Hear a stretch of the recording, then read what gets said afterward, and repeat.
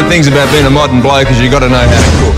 But look, before we get carried away, boys, why don't you start with something you know you're going to enjoy? Like beer. This is the Beer Shed, a small-scale brewery in where you use professional gear to make your own brew. And Tim, the owner, reckons you can do it in no time.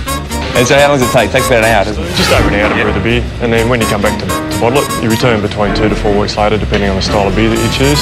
And it takes around about an hour or so to bottle it as well. Well, I guess we better work out what we're going to make. And that means choosing from over 200 beers on the menu. Here's one. Gobbledock Bock. Says it's a full-bodied beer with lots of flavour and low bitterness. I reckon that's the go.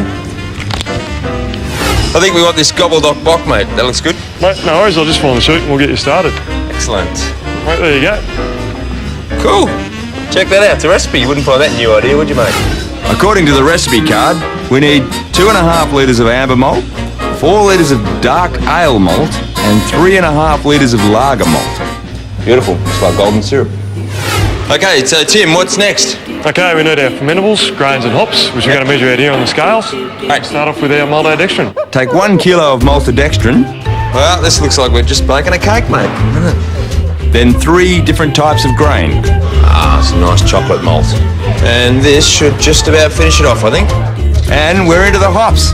This is where it's good to have some solid advice. All right, so we need 50 grams of this one. Mate, you want to be pretty much spot on with the hops. Yeah. A few grams over and it can affect the final results. So I've got all my ingredients, so let's cook. What do you got in the pot, Tim? Okay, John, we've got about 50 litres of boiling water here, mate. So what we're going to do is start adding our malt and our maltodextrin to that. Beauty. Start brewing. Feel like the Wicked Witch of the North, you know? So here we got the bag of malt grain. And Tim, what's the essential reason we're putting this in? Mate, it just gives the beer a nice, fresh, crisp taste to it. Set the time 15 minutes. Beautiful. Just enough time to see how some of the other blokes are getting on. I used to do it at home, and I wouldn't do it at home anymore. Really? Not after doing this, no.